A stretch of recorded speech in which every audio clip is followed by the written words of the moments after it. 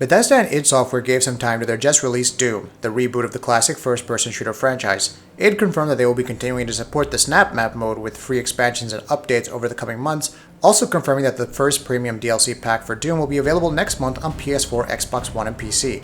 That's not all either. If you haven't bought Doom yet because you're wary of all the hype around the new release, then Bethesda are giving you a chance to see for yourself if the game is worth your salt. The first level of Doom will be available for free to Xbox One, PlayStation 4, and PC players this week and this week only. It's a demo for the game in the shareware tradition of old id Software games. Finally, new multiplayer game modes will be coming to Doom in the coming months, including Exodus, a capture the flag mode, and Sector, which will be similar to King of the Hill. New free-for-all modes are also coming, and more details on all of these should be coming over the next few weeks. A year after it was originally announced at E3, Dishonored 2 got its very first in-depth demonstration today at Bethesda's E3 press show. The game, which will be following Emily Caldwin from the original Dishonored, will have two playable characters, Emily and Corvo, who will both be fully voiced and have their own perspectives on the story. The story will be a full-on conspiracy, just like the original game. The world will be built in great depth and convincingly so that the world feels real and independent of the player's involvement. Arcane Studios also confirmed that the trend towards emergent gameplay from the original title will be emphasized in this new game. The new game will also emphasize verticality far more than the original game, leading to an all-new level of stealth. Plus, there seem to be a lot of the kind of cool stealth powers that made the original Dishonored so darn fun to play through. Emily's powers in particular look like they'll be intriguing to explore, including one that lets her look into alternate timelines. These powers will all be upgradable and let the player decide how they want to approach each mission, which will all offer players more choices in terms of how they play. Each player's experience of the game will vary dramatically based on these choices.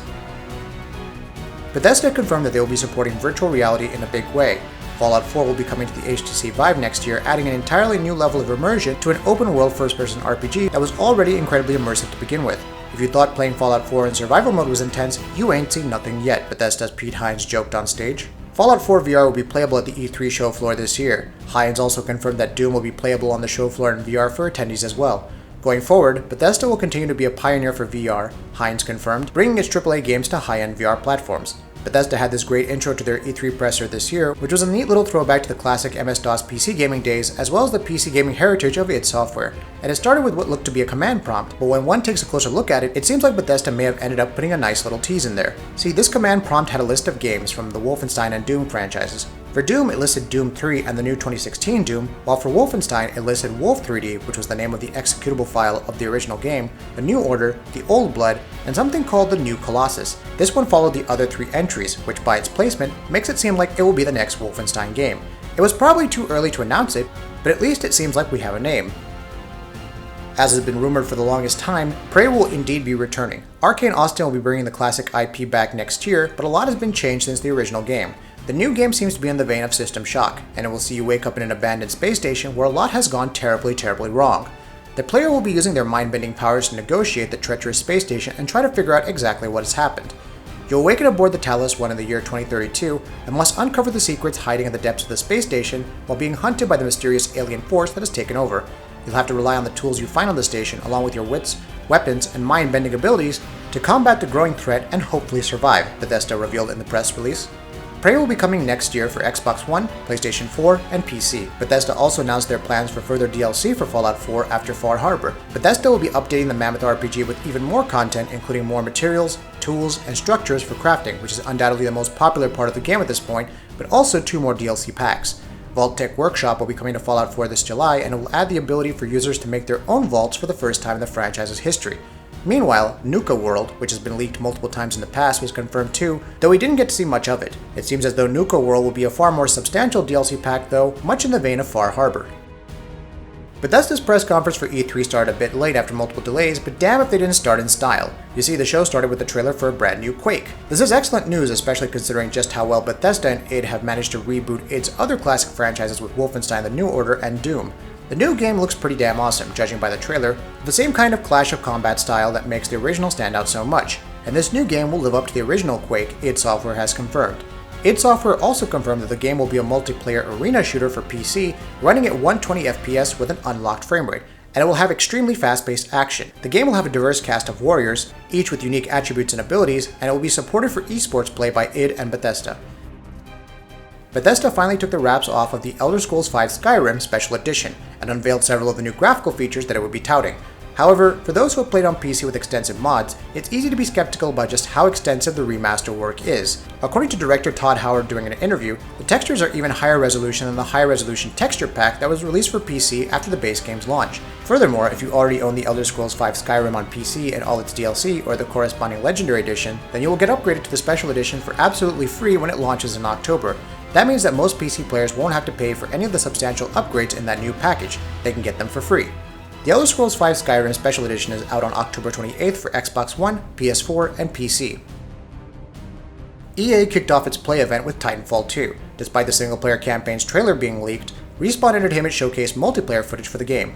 Along with showcasing new abilities like grappling hooks and an interesting ability to collect enemy pilots together and sliding, we got a look at some of the new Titan abilities. There's a Titan with the ability to fire a single concentrated laser beam and one that can ground smash, sending shockwaves. That's not including the new weapons, though some familiar ones like the Carbine and Car SMG make a return.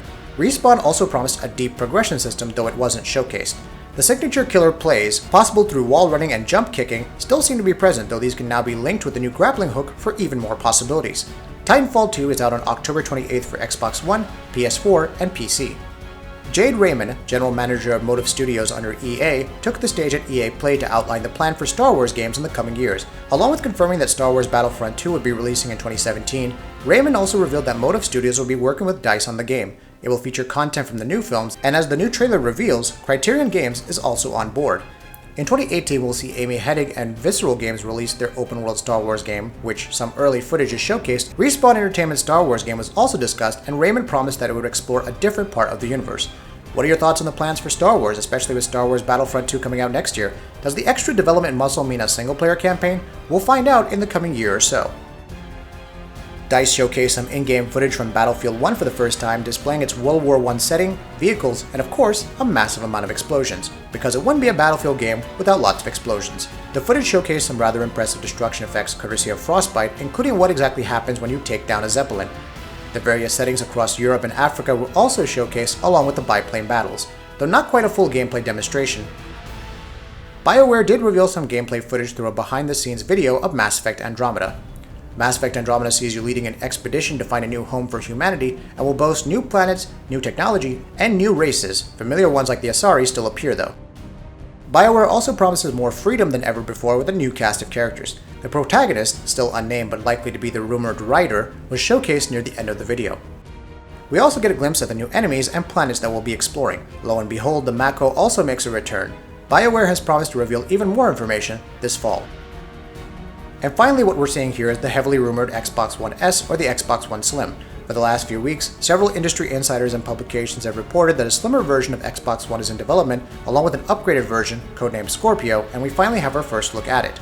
Xbox One S will have a size which will be 40% smaller than the original SKU, will feature a 2TB hard drive, and will support 4K Ultra HD video. Furthermore, the system will come packed with a vertical stand and a streamlined controller. Judging by the image above, there doesn't seem to be a massive change in the body design of the controller, but overall, it does look pretty impressive. Further features also include support for high dynamic range. It'll be interesting to see what kind of price tag it will carry, but if this doesn't get Microsoft back in the game, then I don't know what will. Like this video? Why not give us a like and subscribe?